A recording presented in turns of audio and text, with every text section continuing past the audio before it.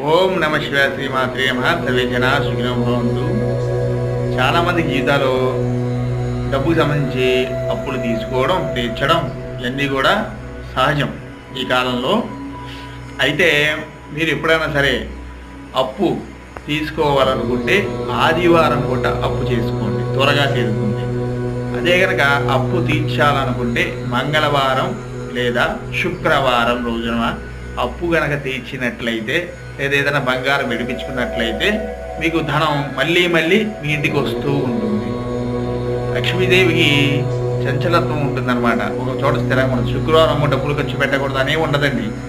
ఎంత శుక్రవారం పూట ఎంత లక్ష్మీదేవిని కదిపితే మీ ఇంటికి అంత ఎక్కువ మోతాదులో రావడం జరుగుతుంది.